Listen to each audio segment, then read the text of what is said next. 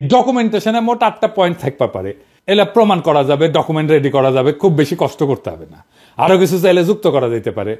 এটা মোটা দাগের ডকুমেন্টেশন। কি কি? 1 নম্বর হচ্ছে জয় বাংলা একটা বর্ণবাদী রেসিস্ট একটা স্লোগান।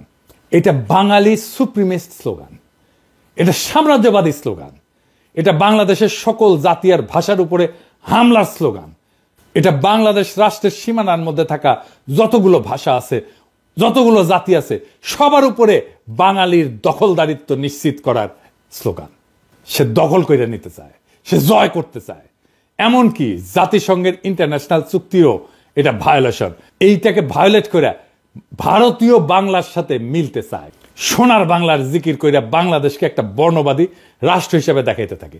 এইভাবে কট্টর জাতীয়তাবাদী জিকিরের ভিতর দিয়া আওয়ামী লীগ ফ্যাসিজমের 1 নাম্বার শর্ত পূরণ করে।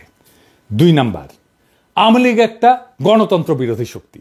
2008 সালে ইলেকশনের ভিতর দিয়ে ক্ষমতা দখলের পর গণতান্ত্রিক রাজনীতি, জনগণের মিছিল, সমাবেশ, এগুলোর অধিকার অস্বীকার করে আওয়ামী লীগ। ইলেকশনের সিস্টেমকে ধ্বংস করে দেয়, নিজের ক্ষমতাকে নিজেই সে রিনিউ করে, সেলফ রিনিউয়ালের মতো। মানুষের ভোটের দরকার নাই, নিজেই সে একটা সিস্টেম বানায় ফেলে যেটা ভোটের মতো দেখা যায় কিন্তু আসলে ভোট না। জনগণের কনসেন্টের কোনো তোয়াক্কা না কইরা আমলা পুলিশ দিয়া ক্ষমতা দখল করে রাখে। এমনকি এটা আওয়ামী লীগের জন্য নতুন ঘটনা না।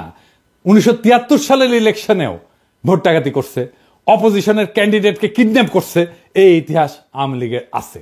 এবং তারপরে 1975 সালে সমস্ত পলিটিক্যাল দলকে ব্যান কইরা বাকশাল বানায় মুজিব নিজেকে বাদশাহ, আজীবনের রাজা প্রেসিডেন্ট ঘোষণা করছিল। হাসিনা যে শেখ মুজিবের এই বাকশাল থেকে বাইর হয়ে আসছে তা না, নামটা দেয়নি বাকশাল, কিন্তু এটা করছে ডাবল বাকশাল। বাকশালের পক্ষে মিডিয়ায় কলাম লেখা হয়েছে, বই ছাপা হয়েছে, হাসিনার বুদ্ধিজীবীরা এই বই ছাপাইছে, কলাম লিখছে। নিজেদের শাসক বাছাইয়ের যে নাগরিকদের এখতিয়ার, সেটা ডাকাতি কইরা আওয়ামী লীগ ডেমোক্রেটিক কমিটমেন্টকে অস্বীকার করছে। এবং জাতিসংঘের যে মানবাধিকার কনভেনশন, যেটার একটা অন্যতম প্রধান বৈশিষ্ট্য হচ্ছে ভোট দেওয়ার অধিকার, সেইটা কায়রা নিছে। ওইটা ভাঙ্গা ফ্যাসিজমের আর একটা শর্ত পূরণ করছে। 3 নাম্বার, মানুষের বিবেকের স্বাধীনতা এবং ক্ষমতা সরকার রাষ্ট্রের ব্যাপারে নাগরিকদের অমত দেওয়ার যে এখতিয়ার, সেটা রদ করে দিছে আওয়ামী লীগ। আওয়ামী লীগের ক্ষমতা এবং সরকারের বৈধতা নিয়ে প্রশ্ন করাকে রাষ্ট্রদ্রোহিতা বলছে এবং রাষ্ট্রের বিরুদ্ধে ষড়যন্ত্র হিসেবে দেখাইছে এবং দেখাইয়া নাগরিকদের জেলে ঢুকাইতো শেখ হাসিনার আওয়ামী লীগ।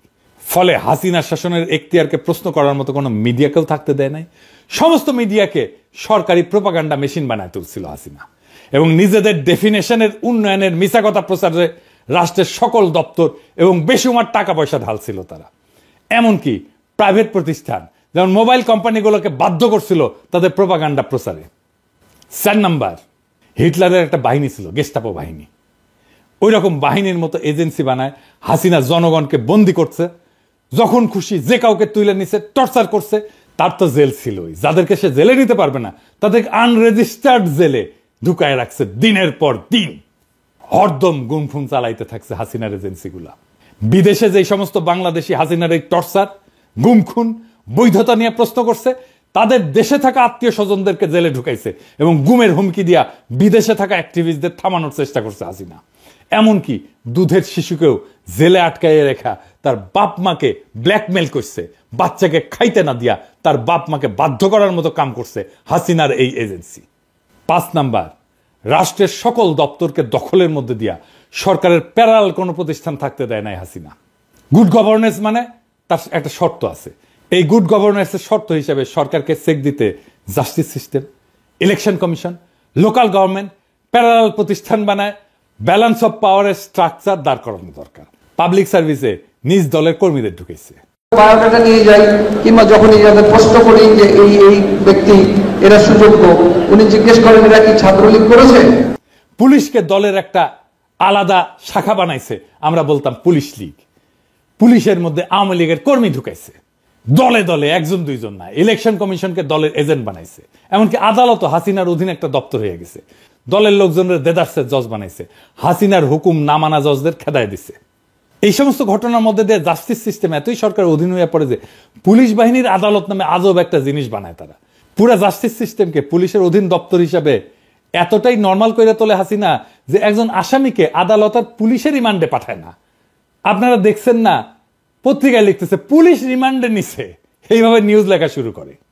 রিমান্ডে তো পুলিশ নিতে পারে না, রিমান্ডে আদালত পাঠায় পুলিশের কাছে, কিন্তু মিডিয়া লেখে পুলিশ রিমান্ডে নিছে, মানে রিমান্ডে নেওয়ার অধিকার দায়িত্ব এটা নাকি পুলিশের। কি চমৎকার জাস্টিস সিস্টেম। 6 নাম্বার, ফ্যাসিজমের জন্য আদি ইতিহাসের দিকে তাকাই, তাহলে দেখবো যে ফ্যাসিবাদের মূল যে তাত্ত্বিক মুসোলিনি ইটালি, তার সাথে হাসিনার আওয়ামী লীগের আরেকটা মিল আছে। মুসোলিনি ক্ষমতা ধরে রাখতে পারতেছিল না, এবং সেই জন্য হিটলারের কোলে উঠা নাজি প্রোটেকশনের ক্লায়েন্ট হয়েছিল। একই ফর্মুলায় হাসিনাও ক্ষমতা ধরে রাখতে পারতেছিল না, সে ইন্ডিয়ার কোলে উঠা ইন্ডিয়ার প্রোটেকশনের দখলে রাখছিল বাংলাদেশ। 7 নাম্বার, ফ্যাসিজমকে যদি সাকসেসফুল করতে হয় তাহলে পাবলিক এডুকেশন সিস্টেমে পুরোটা দখল করিয়া মগজ ধোলাই করিয়া দরকারি নাগরিক মন বানাইতে হয়। এই ব্যাপারে হাসিনার তো চেষ্টা তো অন্ত ছিল না। পাঠ্য বই সিলেবাস নিয়ে সে কি করছে সেটা তো দেখছেন। নাগরিকদের মগজ ধোলাই করতে, নয়া জেনারেশনের মন বানাইতে ফ্যাসিজমের দরকার হয় আইকন, রেটরিক, ন্যারেটিভ। হাসিনার ফ্যাসিজমের আইকন হিসেবে তাই সে এবং তার বুদ্ধিজীবীরা তার বাপের ছবি মূর্তিতে সয়লাভ করে ফেলে সারা দেশ। মূর্তিতে চুমা দেওয়া, সালাম করা, প্রণাম করা, এইটা শুরু হয়ে যায়। হাজার হাজার কোটি টাকা জনগণের টাকা আর জায়গা খরচ করে হাসিনা শেখ মুজিবের মূর্তি আর ছবি বসাইতে থাকে। আর রেটরিক ন্যারেটিভ হিসেবে মুক্তিযুদ্ধের চেতনা, সোনার বাংলা, রাজাকার, আল বদর, পাকিস্তানি অত্যাচার, এই সমস্ত বয়ান তৈরি করে। শেখ মুজিবের বক্তৃতা, উন্নয়নের গান বাজাইতে থাকে হরদম। হাসিনার প্রোপাগান্ডা মিডিয়া এমনই নির্লজ্জ যে পদ্মা ব্রিজের মধ্যে একটা ব্রিজ, একটা স্ট্রাকচার, পদ্মা ব্রিজ বানানো নাকি মুক্তিযুদ্ধের সমান একটা ঘটনা, চিন্তা করেন। আর এই পুরা প্যাকেজ ঢুকানো হয় টেক্সট বুকে। বাচ্চাদের স্কুল জিন্দেগি পুরাটাই কাটাইতে বাধ্য করা হয় এই আইকনোগ্রাফি আর বয়ানের ভিতরে। এইগুলো যাতে পুরাপুরি মেমোরিতে ঢুকানো যায়, বাধ্য হয় সবাই মেমোরিতে ঢুকাইতে, সেই দরকারে সমস্ত স্কুল, কলেজ, পরীক্ষা, এগুলো থেকে চাকরির পরীক্ষা তো প্রশ্ন করা হয় এখান থেকে। এমনকি অঙ্কের মতো একটা হার্ডকোর সায়েন্সের ভিতরে শেখ মুজিবকে নিয়ে অঙ্ক করায় হাসিনা। 8 নাম্বার, ফ্যাসিবাদের আর একটা মস্ত নিশানা হইল নিজের পপুলারিটি দেখানো। এটা অবশ্য সেটা দেখানোই, পপুলারিটি থাকার মামলা না। এইটা করার জন্য তারা প্রায় ইলেকশনের বাহানা করে, ইলেকশনের মতো একটা সিস্টেম করে। ঠিকঠাক ইলেকশন দিতে পারে না, কারণ ফ্যাসিজমে তো হারার কোনো আইডিয়া নাই। ইলেকশনে হাইরা ক্ষমতা ছাড়ার ব্যাপারই নেই, ফ্যাসিজমে থাকা সম্ভবই না।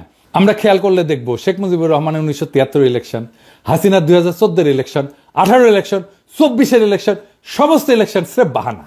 এটাকে বলা যায় সেলফ রিনিউয়াল। আমি কইছিলাম হাতমারার নির্বাচন, নাগরিকদের ক্যান্ডিডেট হওয়া বা ভোট দেওয়ার ঘটনা ছিল না মোটেই। আর এই কামে তারা রাষ্ট্রের সকল দপ্তর দখল কইরা পুলিশ, আমলা, প্রশাসন সবকিছু দিয়া এই বাহানা বাস্তবায়ন করছে। ফ্যাসিবাদের যে ক্লাসিক এক্সাম্পল, সেই ক্লাসিক এক্সাম্পলের এই অভিজ্ঞতাগুলো হাসিনা আমাদেরকে দিছে। কিন্তু বাংলাদেশের এই লোকাল ফ্যাসিজমের বাকশালের আরো কিছু নিশানা আছে যেগুলা ক্লাসিক ফ্যাসিজমের বাড়তি, মানে মুফতে পাইছি, বেশি পাইছি আমরা। হাসিনা তো ফ্যাসিজম দিছে, ফ্যাসিজমের বাইরেও আরো কিছু দিছে। কি সেটা? সেই কারণে হাসিনার ফ্যাসিজমটা আদতে হিটলারের ফ্যাসিজমের চাইতেও খারাপ। কেমনে সেটা দেখি। ধরেন ফ্যাসিজমকে যদি আমরা একটা রাজনৈতিক মতবাদ হিসেবে দেখি, সেটার একটা তাত্ত্বিক এবং প্র্যাকটিশনারের নাম হচ্ছে মুসোলিনি, ইটালির, এবং তারপরে হিটলার। তাহলে দেখবো যে নিজের দেশ নিয়ে তাদের কিছু ভাবনা ছিল, তাদের একটা বিশাল একটা জাতীয়তাবাদী ইগো ছিল, অহংকার ছিল, একটা ইকোনমিক জার্নি ছিল। মুসোলিনি বা হিটলার দেশের জিডিপি বাড়াইতে মন দিছে। তাদের জুলুমের একটা বড় জমিন ছিল ন্যাশনাল ক্যাপিটাল এবং প্রোডাকশন। প্রথম বিশ্বযুদ্ধের পরে মাত্র কয়েক বছরের মধ্যে তারা ন্যাশনাল প্রোডাকশনকে এমন জায়গায় নিয়ে গেছিল, একটা বিশাল বড় জায়গায় নিয়ে গেছিল। এই কাজে তারা কনসেন্ট্রেশন ক্যাম্পের বন্দীদের শ্রম ইউজ করছে, কিন্তু নিজের দেশের উন্নয়ন, নিজের দেশের উন্নতি তারা প্রচুর করছিল। তাদের একটা বর্ণবাদী গর্ব ছিল যে তারা দেশের জন্য অনেক কাজ করছে। কিন্তু হাসিনা বা মুজিব বাংলাদেশের মানুষকে ঘেন্না করত। তাদের গর্ব হইল তারা বাগদাদ থেকে আসছে। তারাও বর্ণবাদী, কিন্তু এই বর্ণবাদ দেশ বা দেশের মানুষ নিয়ে গর্ব করা না, বরং ঘেন্না করা। এখানে কইতে পারেন যে জিয়া রহমানের দলও তো জাতীয়তাবাদী, ন্যাশনালিস্ট। তাহলে জিয়ার দলের সাথে মুজিবের দলের এই ন্যাশনালিজমের মধ্যে কি তফাৎ? আসেন এটা একটু বুঝে দেখে, এটা খুব চমৎকার একটা বিষয়।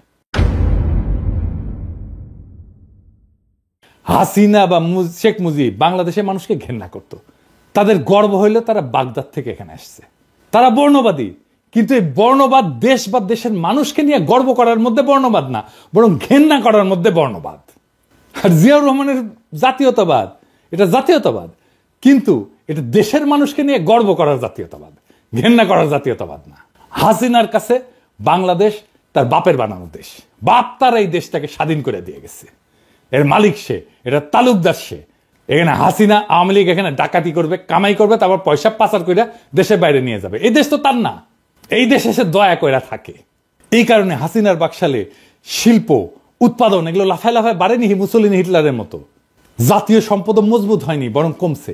ব্যাংক ডাকাতি করে পাবলিক মানে বিদেশে পাচার করছে। এইভাবে আমরা একটা লোকাল ফ্যাসিজম পাইছি বাকশাল নামে। এইটা শাসনের পদ্ধতি হিসেবে ফ্যাসিবাদ, কিন্তু রাজনৈতিক মতবাদ হিসেবে ফ্যাসিজমের যে একটা কট্টর ন্যাশনালিস্ট একটা দেমাগ অহংকার থাকে সেটা নাই, সেটা গড় হাজির। মুসলিন হিটলার টর্চার জুলুমের ভিতর দিয়ে নিজ দেশকে পাওয়ারফুল করে তুলছে, যুদ্ধের তাগত পয়দা করছে নিজ দেশে। আর হাসিনা উল্টা বাংলাদেশকে জুলুম করছে, কিন্তু আস্তে আস্তে দুর্বল করছে। জাতীয় যে অহংকার সেটাকে পুরাপুরি কোরবানি দিয়া শুরু থেকে ইন্ডিয়ার দাস রাজ্য হিসেবে বাংলাদেশকে তৈরি করছে এবং লুটপাট করছে। তার মানে এখানে হাসিনা লোকাল মাফিয়া গডমাতার। ফ্যাসিজমের সমস্ত পদ্ধতি সে কায়েম করছে, কইরা তার তালুকদারি কায়েম রাখতেছে এবং ডাকাতি কইরা বিদেশে পাচার করতেছে পাবলিক মানি। এই জন্যে বাকশাল হাসিনার শাসন ফ্যাসিজমের চাইতে খারাপ আসর রেখে গেছে, বাংলাদেশকে ফতুর কইরা রেখে গেছে হাসিনা। এটা ফ্যাসিজমের তুমুল টর্চার জুলুমের বাইরে বাড়তি খারাপ। ফ্যাসিজমে তো টর্চার জুলুম আছেই, হাসিনার শাসন ফ্যাসিবাদের টর্চার জুলুম চাইতেও অধিক বেশি কিছু, আরো বাড়তি খারাপ। হিটলার মুসলিনি যেখানে তার দেশকে অন্তত ধনী বানাইতে কাজ করছিল, সেইখানে হাসিনা দেশটাকে ফতুর কইরা দিছে। মোটের উপরে বাকশাল এমন একটা রাজনৈতিক বন্দোবস্ত যেটা শাসনের সিস্টেমটা উপনিবেশিক কলোনিয়াল, আর যেটা চালানোর পদ্ধতি ফ্যাসিজম। এই জন্যই নতুন রাজনৈতিক বন্দোবস্ত কথাটা আসছিল। এখন বলেন, নির্বাচন দিলে কি দেশটা ঠিক হবে? আর হবে না। বাংলাদেশের সমস্যা নির্বাচনে কাটবে না। এই আওয়ামী লীগকে রাজনীতি করতে দেওয়া উচিত। যারা আওয়ামী লীগকে রাজনীতি করতে দিতে বলে তারা কি আদৌ রাজনীতি বোঝে? তার মানে রাজনৈতিক বন্দোবস্তটা আমাদের জন্য কত জরুরি দেখেন। পুরো সিস্টেমের খোল নলসে পাল্টাই দিতে হবে। এটা পাল্টাই দিতে না পারলে বাংলাদেশকে ফতুর হওয়া থেকে বাঁচাইতে পারবেন না। ওই একইভাবে বাংলাদেশের সম্পদ লুট হয়ে যেতে থাকবে। এটা থেকে মুক্তির জন্যই জুলাই অগাস্ট বিপ্লবে আমাদের ছাত্ররা, আমাদের সন্তানেরা রক্ত দিছিল। ওইটাকে সফল করে তুলতে হলে বাংলাদেশ রাষ্ট্রের আমূল সংস্কার ছাড়া কোনো উপায় খোলা নাই আমাদের হাতে। ওই রাস্তায় আমাদের যাইতেই হবে, ওটাই আমাদের পথ এবং সেই পথে আমরা হাঁটবো। নির্বাচন দূরে থাকো, আগে বাংলাদেশকে রক্ষা করো, বাংলাদেশকে ফতুর হওয়া থেকে বাঁচাও, বাংলাদেশকে ফ্যাসিবাদের আসর থেকে বাঁচাও, বাংলাদেশ থেকে ফ্যাসিবাদের সমস্ত চিহ্ন দূর করার পথে হাঁটো। বাংলাদেশ ওই রাস্তায় হাঁটতে চায়, আমাদেরকে ওই রাস্তায় হাঁটতে দেন। আমরা ওই রাস্তায় হাঁটবই, আমরা বাংলাদেশকে ওই রাস্তায় নিয়ে যাবই। ইনকিলাব জিন্দাবাদ।